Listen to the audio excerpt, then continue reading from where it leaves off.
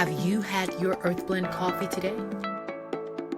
At Earth Blend Coffee, we take pride in offering you the very best of beans across the world, blended and roasted to perfection, giving you superior quality and satisfying and flavorful taste.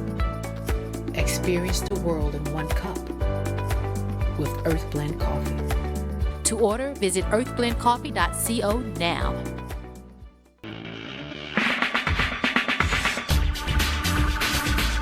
Welcome to the Adventurous Podcast. I'm your host, Deidre Perry, and these are my co-hosts. And weekly, we will be coming to you to bring you the latest information in the world of agriculture. We invite you to join us every Saturday from 10 to 10:30. Join us. Come on, take an adventure.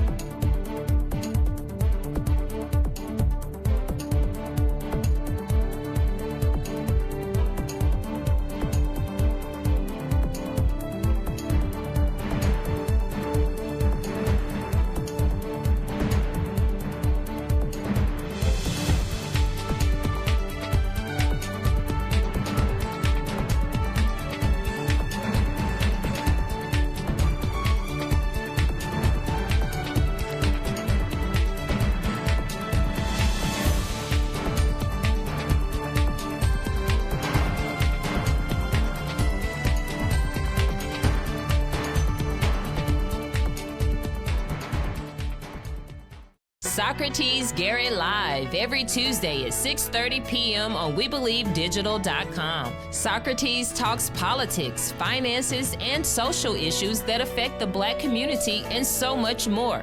Phenomenal guests and engaging conversation. Straight talk, no nonsense topics that are informative, educational, and inspiring. Socrates goes live with politicians, church leaders, business owners, and others. The time is now, talking to you about us. Socrates Garrett Live every Tuesday at 6:30 p.m. on WeBelieveDigital.com.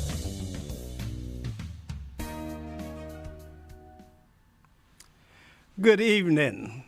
It's good to be back in the studio. I was not able to be here last week because we had an important community meeting that we wanted to film and produce live on site at New Horizon Church. So, our production crew was all mobile out at New Horizon Church, bringing you a very, very informative meeting with all law enforcement agencies in the state of Mississippi that were congregated in one place for the first time ever. An historic meeting.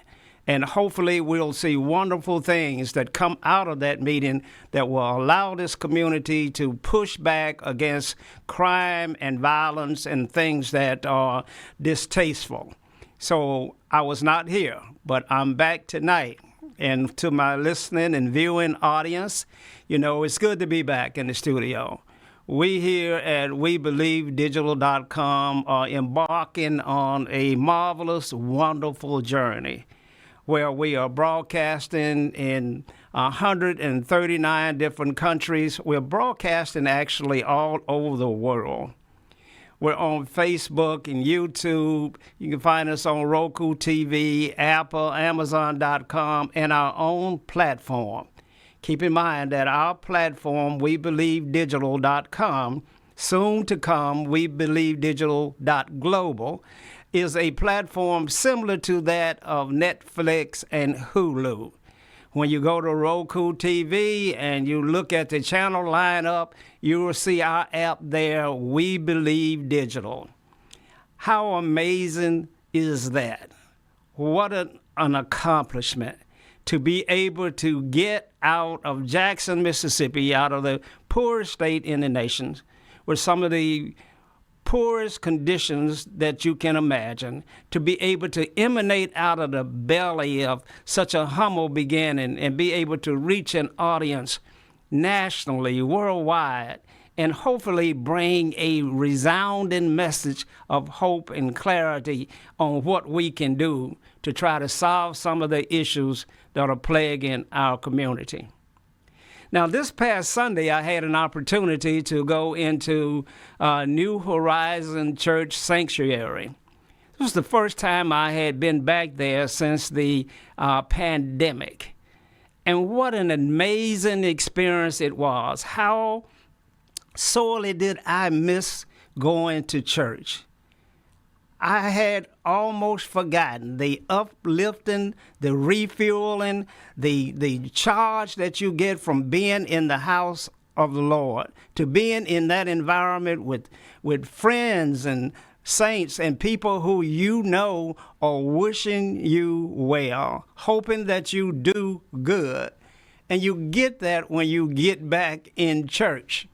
During the week, you get beat down day in and day out. On Sundays, you get built back up again, and you're able to go back out and fight the good fight and continue to achieve and subscribe to excellence. That's what we do here at WeBelieveDigital.com. Now, let's just talk about that for a moment. What is it that we're really trying to do here? You know, this is not about Socrates trying to get on TV or Socrates trying to, get his personal agenda across. That's not what this is about. This is about creating a medium that allows African Americans to get their stories told, to chronicle their history, to get the history right, to spread the information about what works in other communities, then bring that solution to our community right here in the state of Mississippi. And I'm so glad now that we're participating in a global economy, and an economy that does not have boundaries. And soon, hopefully, even our government won't have boundaries. Because we know now, after years and years and years of experience, that small governments tend to get out of control and limit your ability to grow and prosper. And so we're looking forward to expanding government. Mayor Harvey Johnson, when he was on this show several weeks ago, indicated to us that we ought to have a regional sales tax in Jackson, Mississippi. A regional sales tax that would allow us to expand our borders, allow us to generate the kind of revenue that's needed to build, rebuild, maintain, and grow and develop a wonderful, marvelous place to live and work. It's going to take that kind of cooperation from outside of ourselves. Yes, as Michael Jackson say, we have to start with the man in the mirror, but the man in the mirror needs some help. And everybody needs help. You know, that would not have been Boeing if they didn't get help. There would not have been DuPont if they didn't get help. And the help normally comes in the form of government contracting opportunities. It's so critically important that we help those businesses and individuals that are trying to make a difference. And we believe digital is going to be a significant milestone in history. When the history books are written, it will be told that we believe digital was instrumental in bringing light into the darkness, shedding truth to where there's been falsehoods, encouraging those that are downtrodden, promising hope and solutions and pathways on how we get this done. That's the role of We Believe Digital.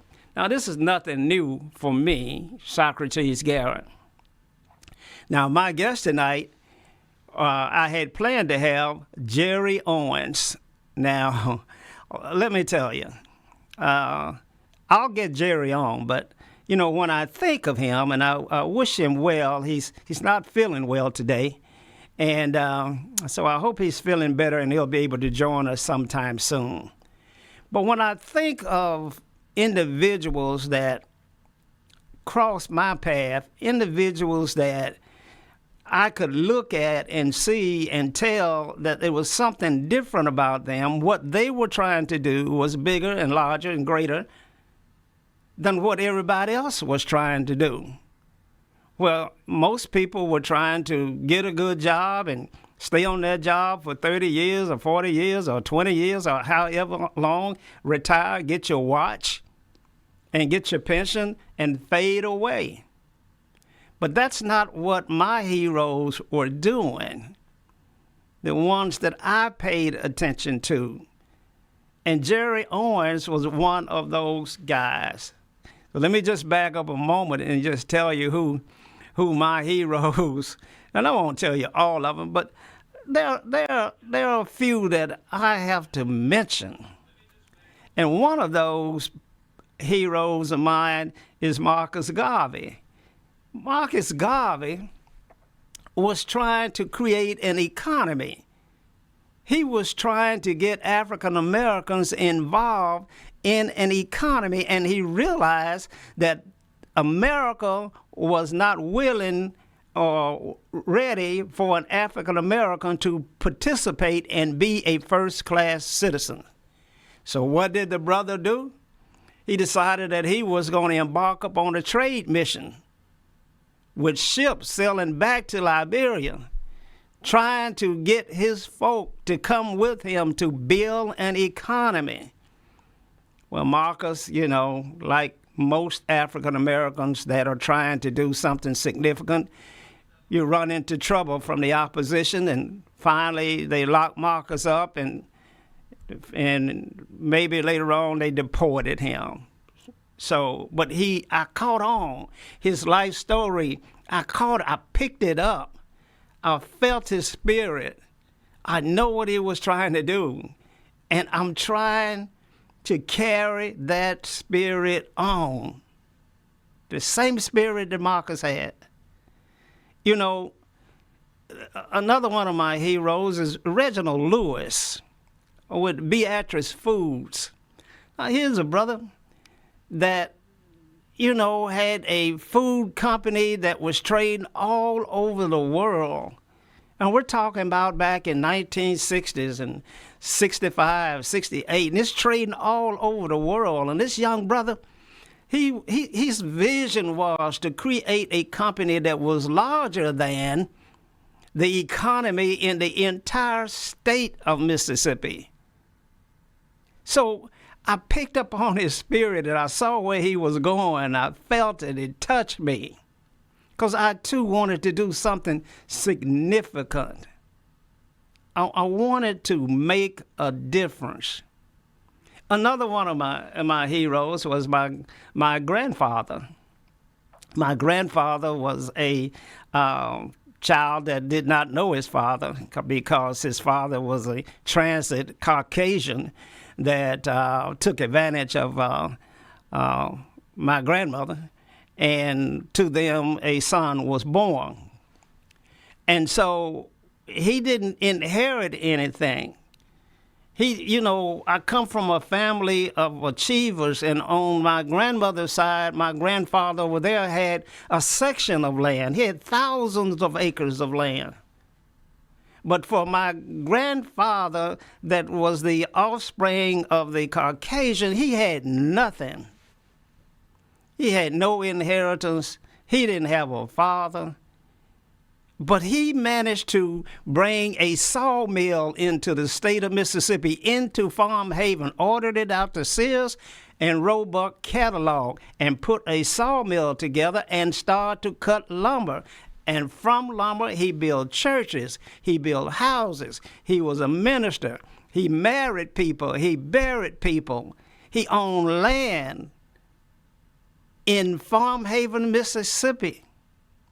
He owned land in Canton, Mississippi. He owned land in Hattiesburg, Mississippi. And there were no cars. He was traveling by horse and buggies. But he got to all of those places.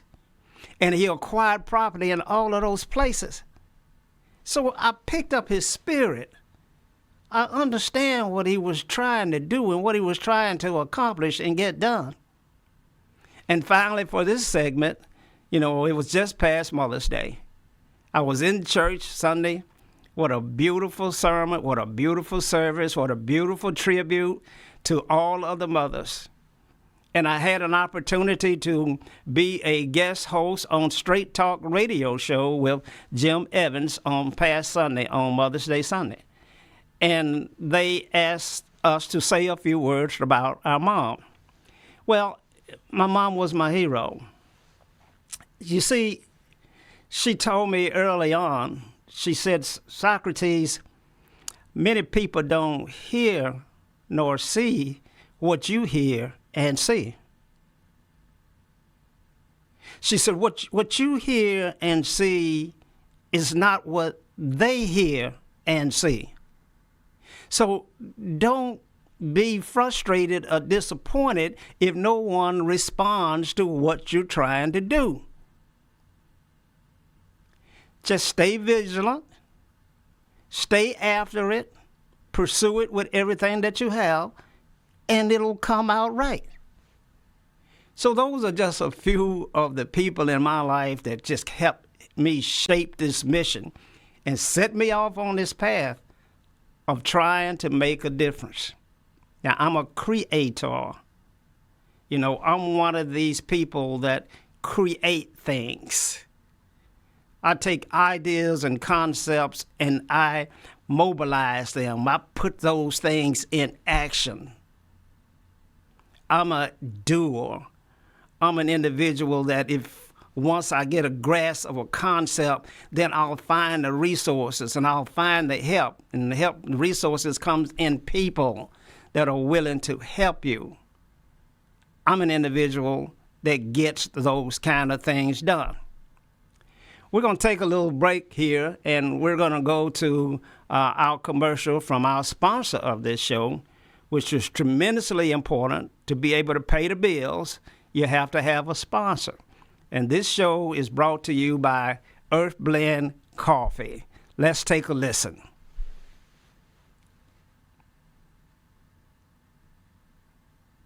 Have you had your Earth Blend coffee today?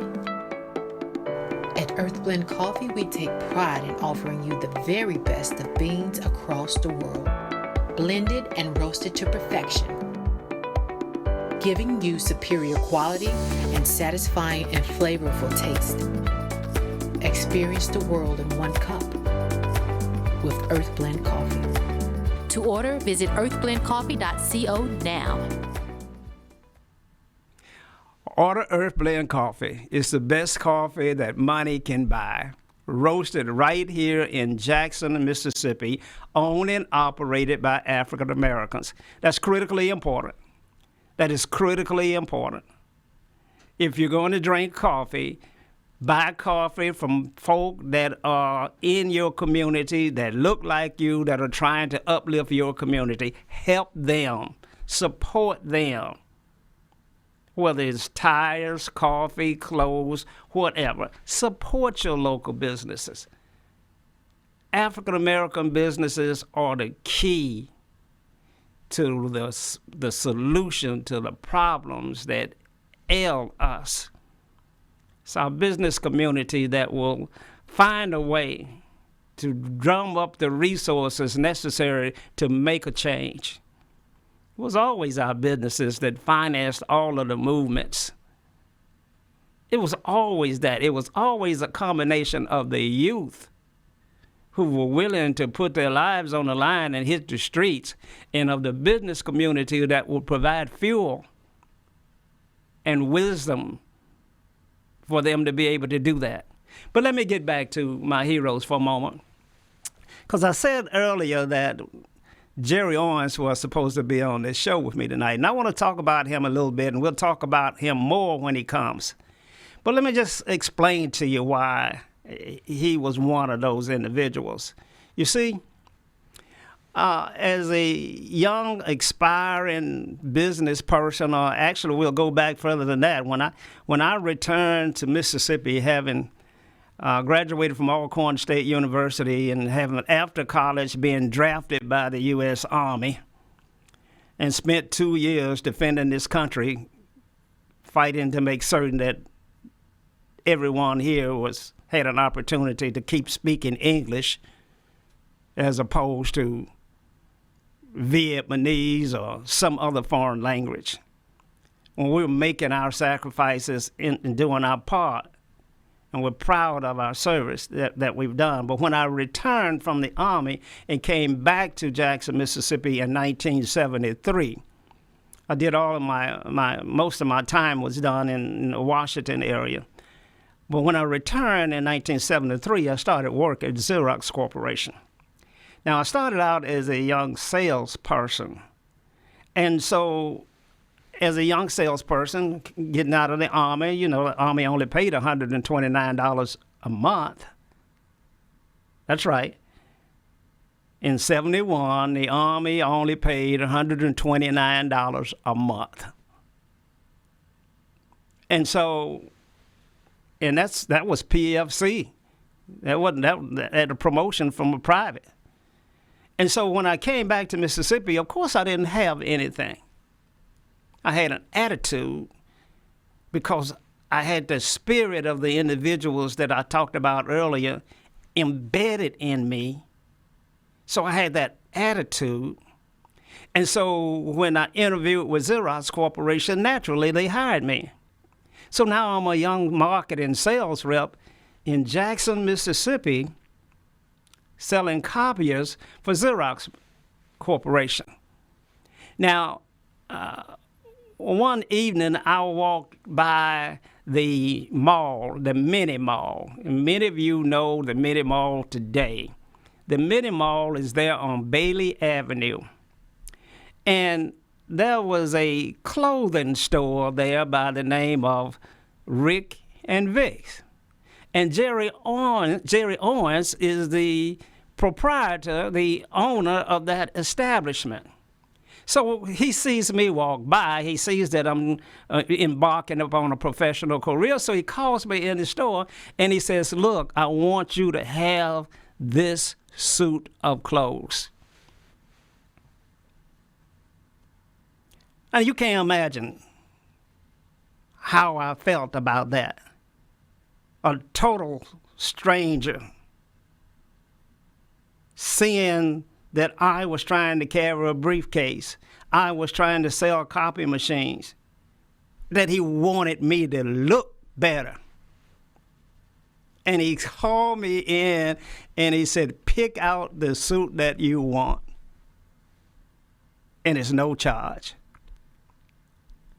The brother had that kind of impact on everybody that he touched. Because you see, the mini mall was vacant property right there on Bailey Avenue.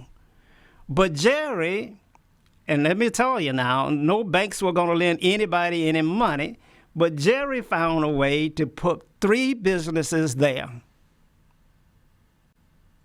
He put Rick and Vic's clothing store there. He had a beautician shop there. He had a car dealership over there. And Smitty, who put in the nightclub right adjacent to that. So African Americans owned that entire block. Wow. Running enterprises. But you see, that wasn't good enough for Jerry, because he wasn't just trying to sell clothes and cars and do hair. He was trying to get to another destiny, one that was mainstream America, one that resonates with as being a first-class citizen. So what does he do? He then goes out and he buys a 10,000 square foot warehouse right behind that. And then he opens up a company called Consolidated Foods. And now I see these trucks running. And now they're delivering produce and meals to all of the Head Start agencies throughout the entire state. Black man in Mississippi in 73. I said, how does he do that? How does he get refrigerated trucks? How does he get a refrigerated warehouse? How does he get the accounting, the distribution system? How does he get the financing to do all of this? At a time when the other part of our community was fighting and struggling, and Mega and was fighting and struggling to try to get our civil rights down. Our Jerry was fighting to try to get our economic peace in place. And you see, everybody has a role to play. And let me just stop and say, remembering Nolan Tate. Nolan Tate Sr. down on Bailey Avenue. Ajax. Cleaning and Supply Company.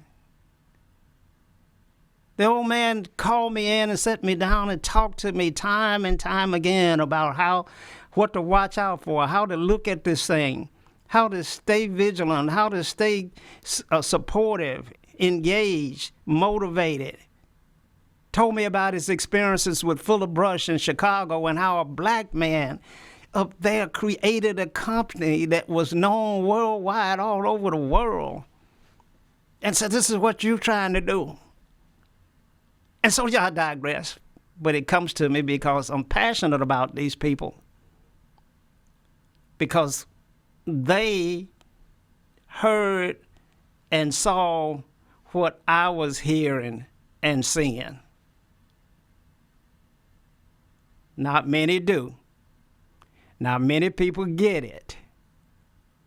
But for those of you that do get it, you know who you are, and you know I'm talking to you. In the church, the pastor will say the parable that Jesus said, my people that know me know my name. They hear my voice if they my people. I'm talking to people that hear and see the things I hear and see.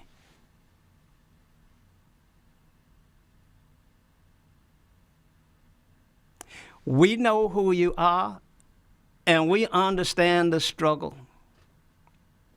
But yet you rise above, and you accomplish, and you achieve, and you grow, and you deliver. And that's what we do. So, shout out to Jerry for the impact that he's had on my life. He went on to do amazing business all over the world. In every state, he is known.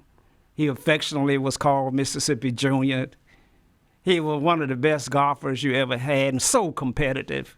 I mean, just so very, very competitive. Love the brother, and I hope you get well soon, and I hope you'll join me soon. Now, I said I was a creator. Let's go back and talk about that, and what do I mean by that? Well, I started out, after I left my career with Xerox, I started out in a chemical manufacturing plant. Now, get this now. I didn't say a chemical distribution plant. I didn't say that I had a franchise. I took the whole aspect of business on, manufacturing. We had to come up with our own formulas. We had to come up with our method of blending. Had to choose all our suppliers, our surfactants, and everything. We had to deliver the packaging and had to put the distribution system in place. Because we were the only company in the state of Mississippi and probably in the South. And I'm going to back up for a moment on that, because you got to remember that Garrett's hair company was over there making hair shampoo over there on Lynch Street. But we were making industrial supplies, and we were the only company in the country doing that. And I created that vision. I saw the vision, and I set out to make that happen, and God put people in my path to help me do that. He put my cousin, Roland Garrett. And Roland came with me to help launch this business. Well, I needed Roland because he had just come out of the NBA, and he had money. I had concepts and ideas and desire and goals and dreams. He had money and a shared vision. And we went after this thing. And today, 40-some years later, Roland is still manufacturing industrial chemicals and cleaning supplies and selling them all over this state. Today, 40 years later, from that vision in 1980, we create things from nothing because we don't have anything. And that's what African-American-owned businesses are doing out here. And they need your support, the support of the community, the support of the churches, the support of the government. They need and deserve your support. Buy black. Let me just say that again. Buy from black-owned businesses. It's critically important. And you see the deterioration that's going on in our communities. And no one is coming to help us. We're going to help ourselves. And we do that by creating a business class that employs our people. Our people need jobs. They need income. You know, at the community meeting that we talked about that was held by the law enforcement agencies at New Horizon Church on this past Tuesday, one of the comments that I heard that was profound, and it was of all of the speakers, the mayor of Jackson, Mississippi, said that the root cause of crime is poverty, and that we have to find a way to put dollars and money in people's pocket through work, not through donations and handouts, through contracts and opportunities. Let them work. It builds pride. It builds self-esteem. It does all of those things that work gives you. But our mayor understood that. He heard it. He saw it. And he made that comment. And when he did, I sat up straight in my chair. And I said, he gets it. While my ministers don't quite get it. You know, I'm going to get ready and go to a breaks for Earth Blend Coffee, and we're going to come back, but watch this commercial with Earth Blend Coffee. Have you had your Earth Blend coffee today?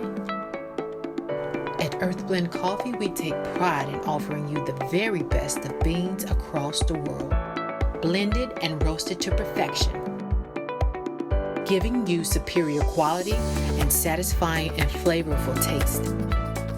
Experience the world in one cup with Earth Blend Coffee. To order, visit earthblendcoffee.co now.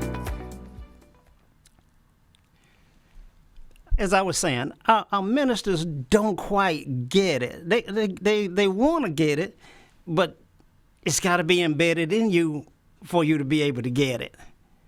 Our ministers understand salvation,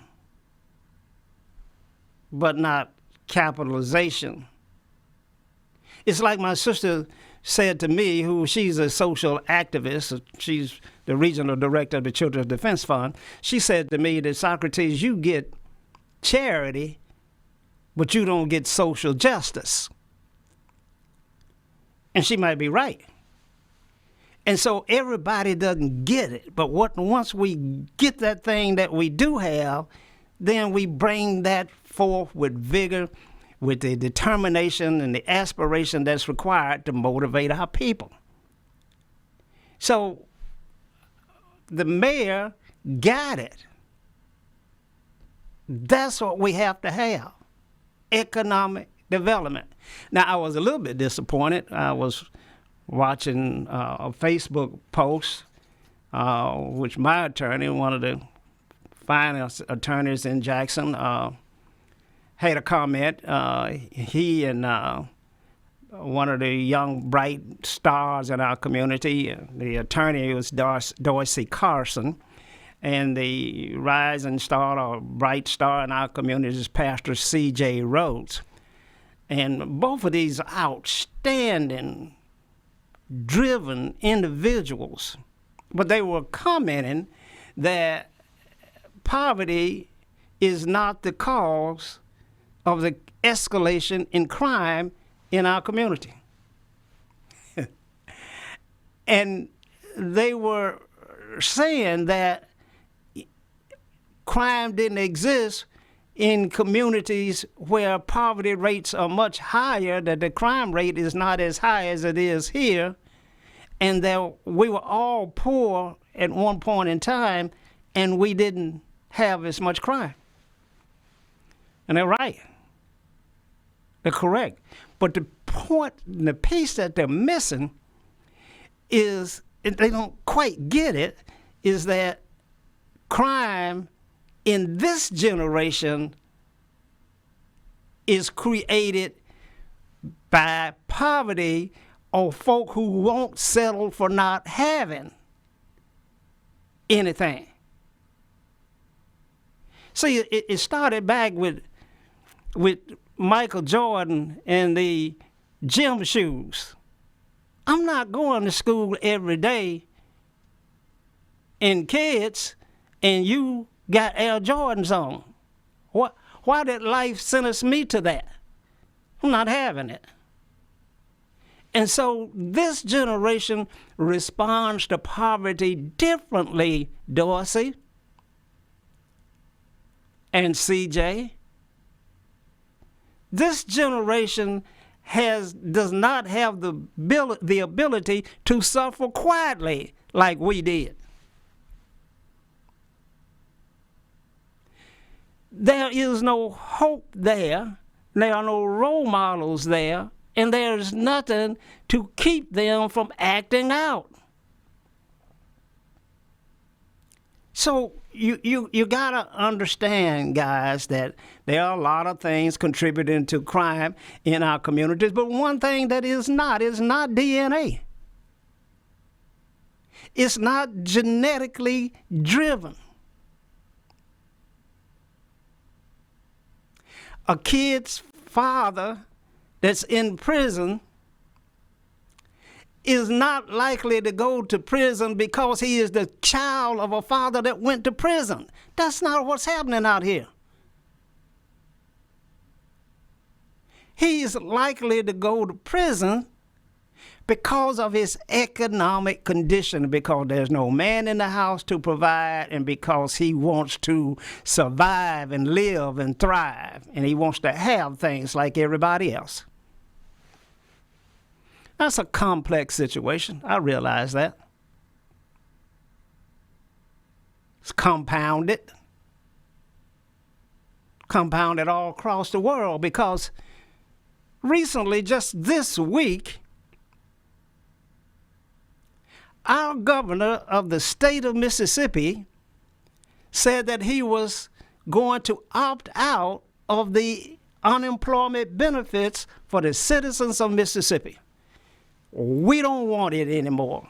As soon, the earliest date possible, we're opting out, June 1st.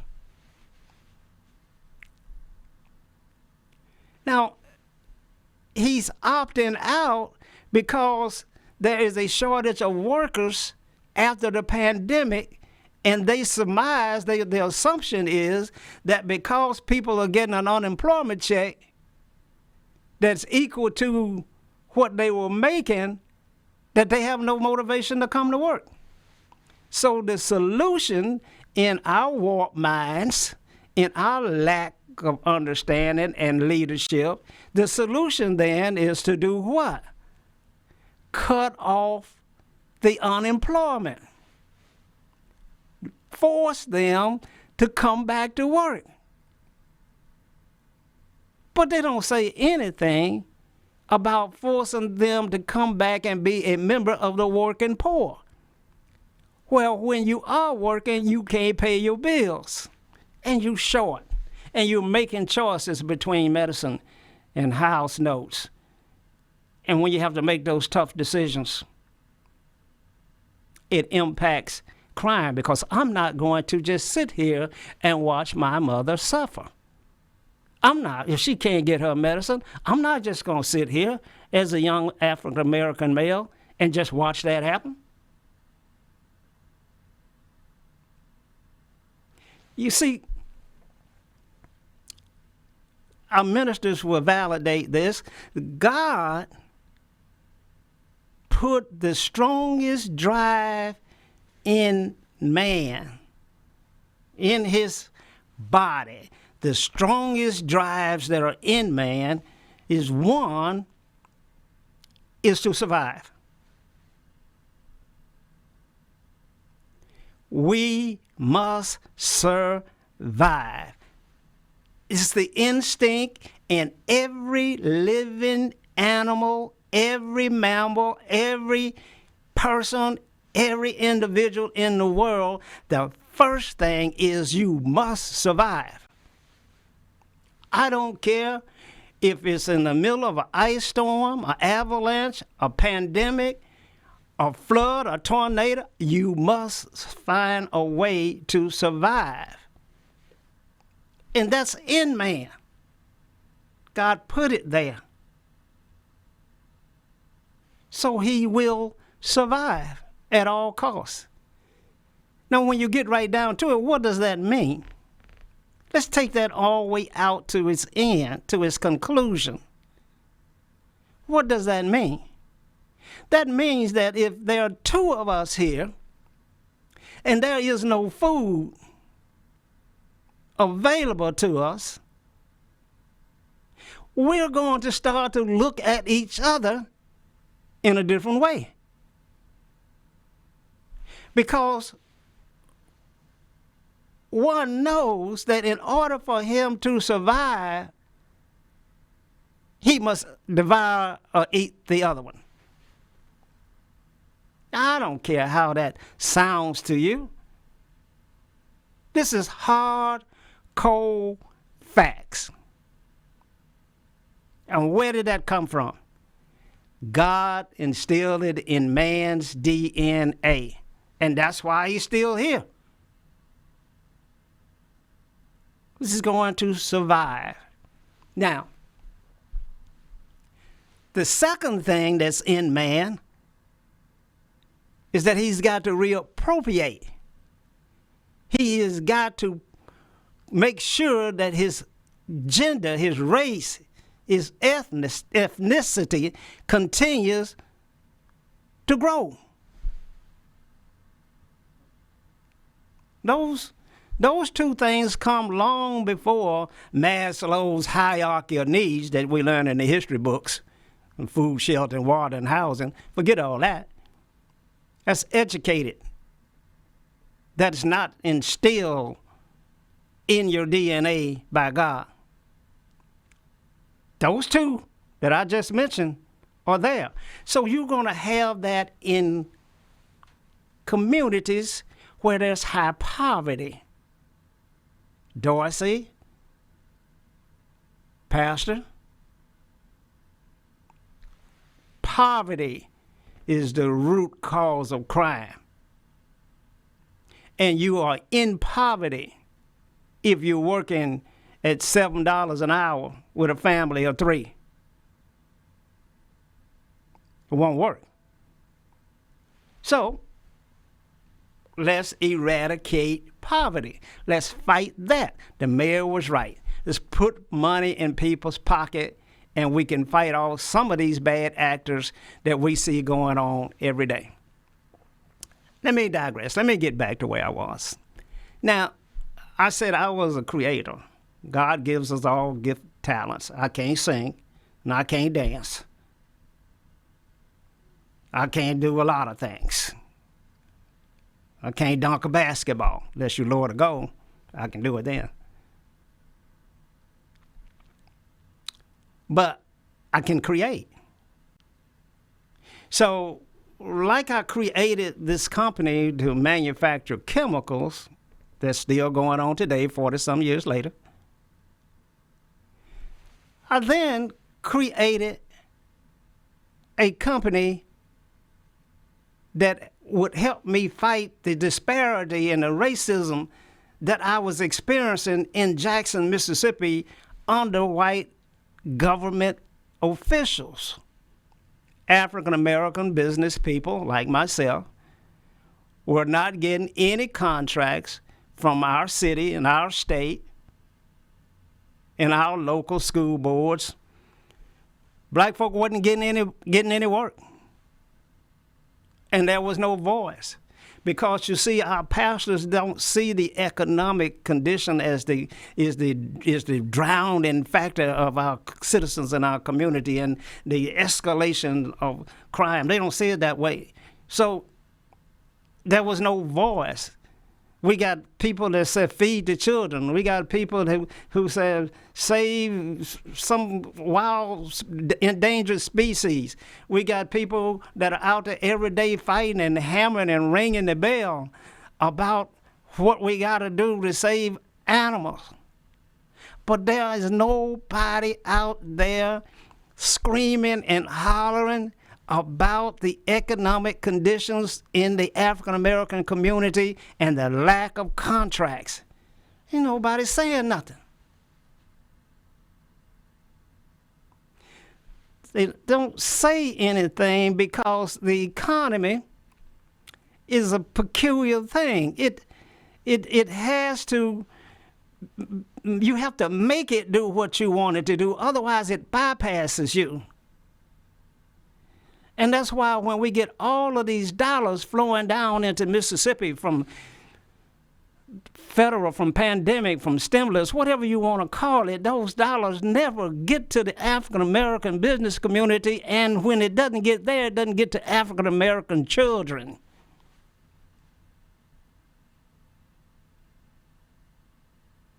You see, at Socrates Garrett Enterprises, we employ 65 people.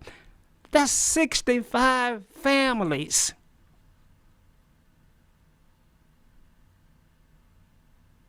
That's almost 200 people.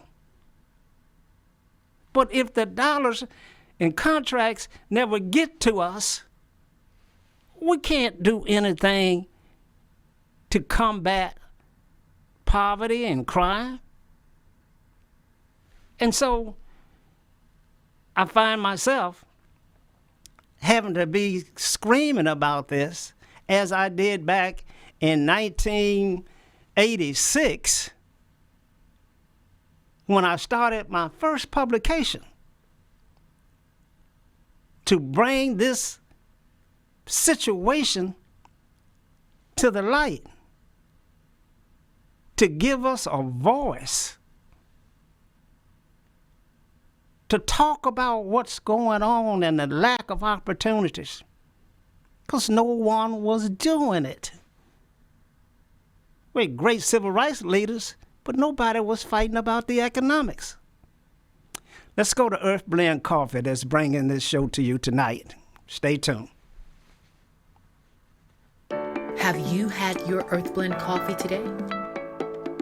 At Earth Blend Coffee, we take pride in offering you the very best of beans across the world, blended and roasted to perfection, giving you superior quality and satisfying and flavorful taste. Experience the world in one cup with Earth Blend Coffee. To order, visit earthblendcoffee.co now. Earth Blend Coffee. Try it. You'll never go back. Now, as I was saying, no one was talking about it. Great civil rights fighters that were fighting and committed to the voting rights challenge. And their mission was worthwhile because from the success from our elected politicians, we were supposed to gain economic opportunity. And that's what got Martin killed. They didn't kill Martin because he was fighting and advocating for civil rights for our people. But he started to deal with the economics and taking money out of certain people's pockets and hands, and then they kill you.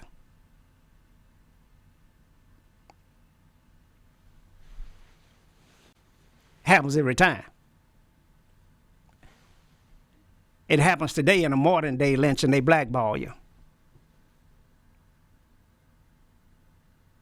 They fix it where they'll silence you. They're going to make you shut up because the crumbs that you were getting, that you were sustaining and surviving off of, they take that away. And the irony and the disgusting part of that is that our African American leaders who have the power and the ability to make sure that opportunities and contracts get to our communities are not doing it. And Senator Horn said at a community rally that our black folk are out white folk in the white folk.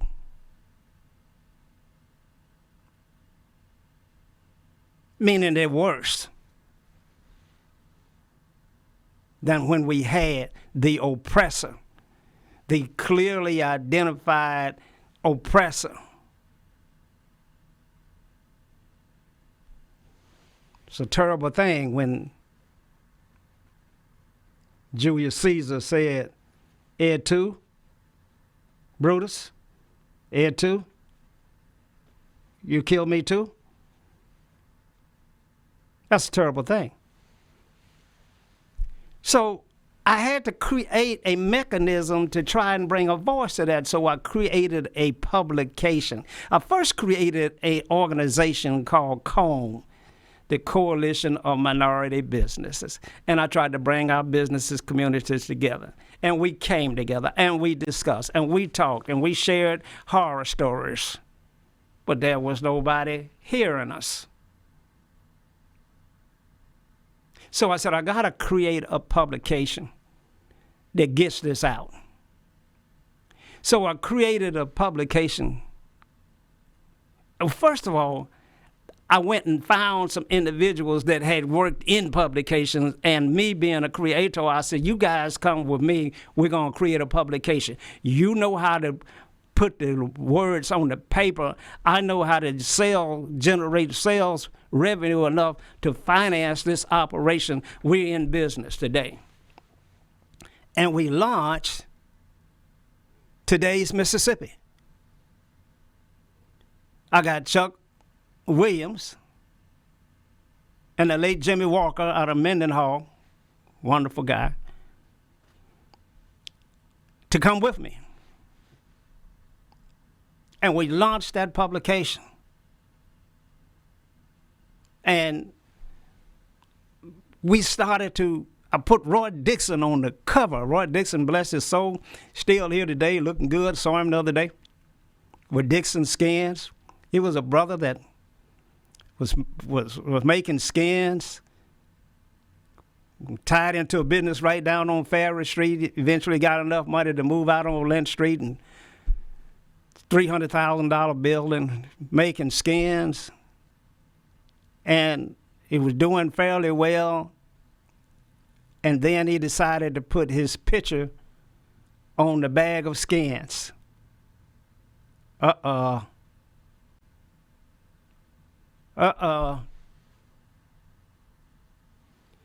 a black man put his picture on his product, white folk and black folk quit buying it.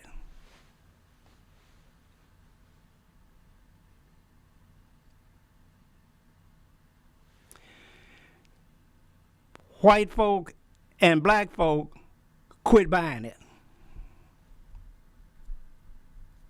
We made skins all our lives. Every African American knew how to make skins. Use every piece of the hog, everything about him. But he no longer could sell his skins. And so we needed a publication that was chronicling the Dixon story and telling about his experience, chronicling the history, so the next generation would learn an unfortunate lesson. And I can't get over this today, that a black man can't put his picture on his product. The hell with that. And so that leads to black men not saying that they own the business. They hide because they don't want nobody to know they own the business. Because if you know I own the business, you won't trade with me. And even today, black folk are hiding.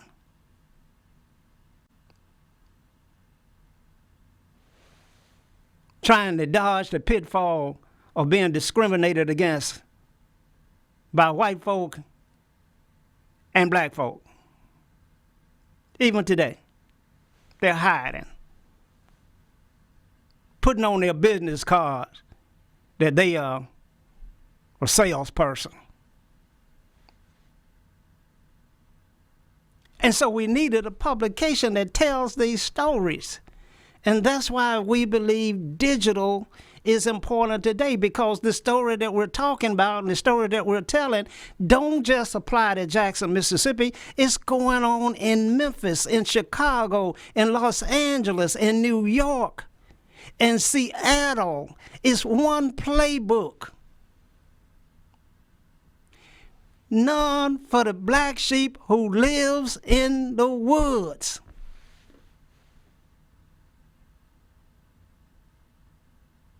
None. Because if you begin to stand up straight, and if you begin to move into mainstream America, not only are they afraid that you're going to take something off of their dinner table, they are afraid that you will straighten your back up and be a man and stand up in your community and support one another.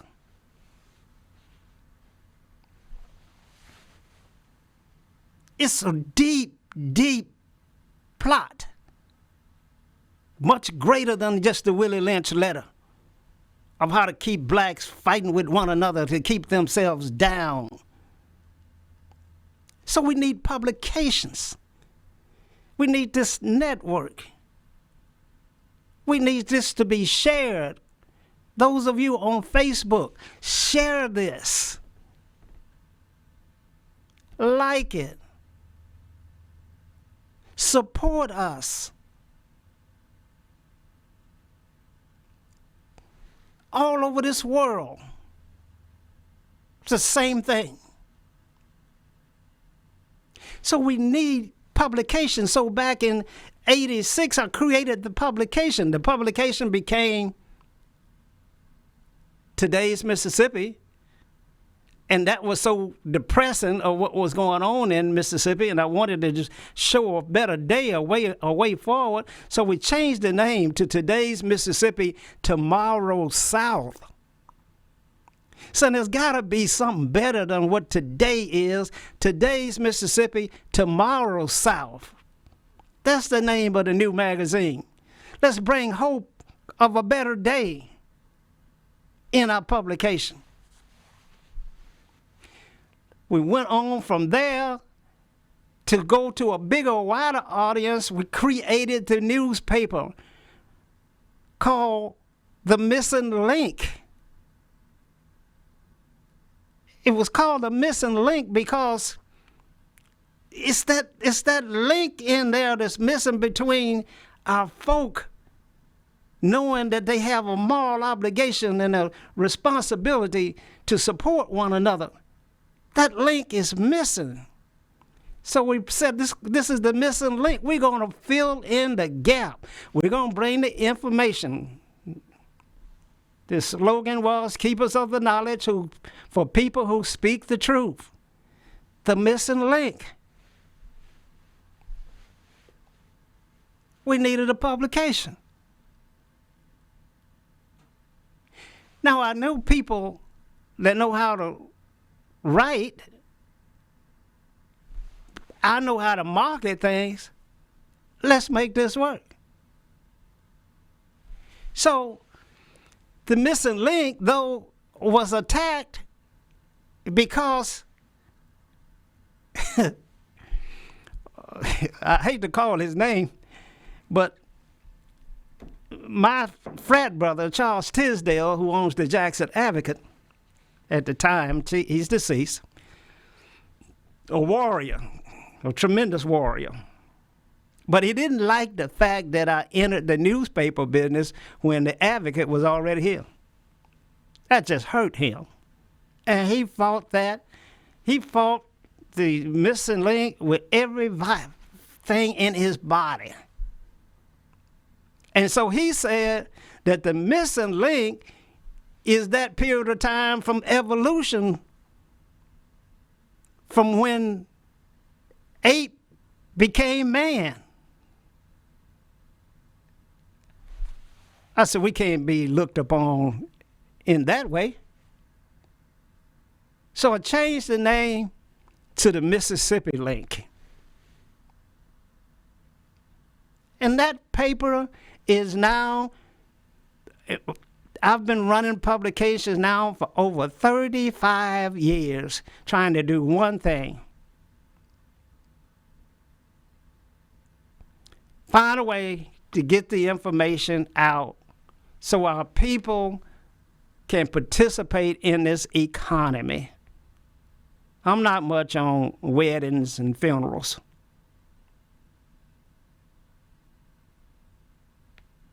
I think it was Jesus who said, let the dead bury the dead. I'm about making this thing work for our children.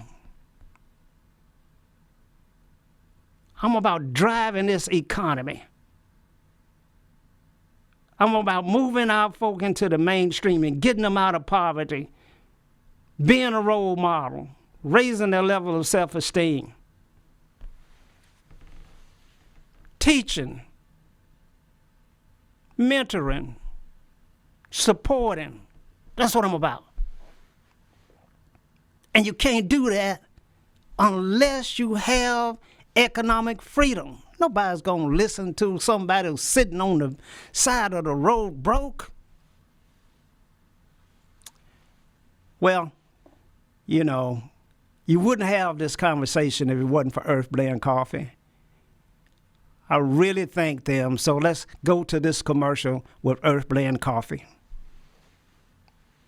Socrates Garrett Live every Tuesday at 6:30 p.m. on WeBelieveDigital.com. Socrates talks politics, finances, and social issues that affect the Black community and so much more.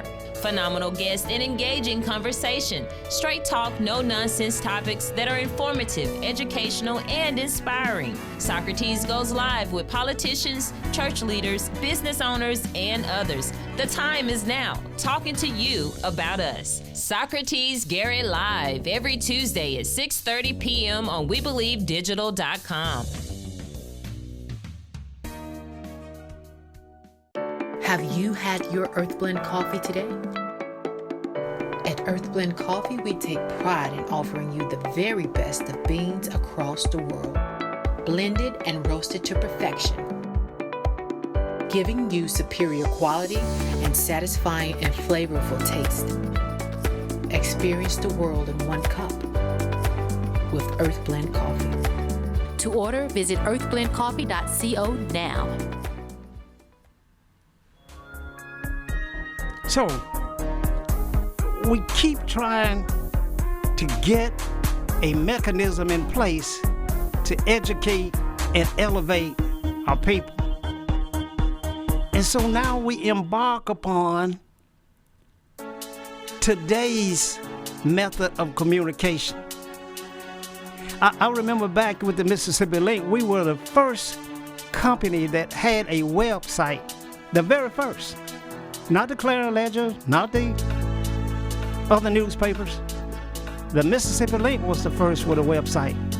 We understood digital then. We wanted to create a new way then. We saw it. And so today, here we are with WeBelieveDigital.com. And the talent surrounding this operation and this endeavor can't be compared with anyone. Let me say that another way. The quality of our production is better than the quality of the local news productions that I see. We're right there. We do it as well as CNN. We do it as well as the local channel TV stations. And it's being done with local African-American talent that needed an outlet to showcase what it is they do. And they don't have to hide. So I want you to stay with WeBelieveDigital.com and stay with this broadcast studio, this production studio. Shout out to Cedric Jenkins, who is the best producer in the country. The quality of his work can compare with anybody else's work in the country. I'm talking to you, Tony Locke, out in Los Angeles, California. Get your content down here to us. Check this out and stay with us as we grow and grow and grow and achieve things that are only imaginable by those that hear and see what others don't hear and see. Until next Tuesday, wishing all of you the very best. Go out and let's get this done. Good night.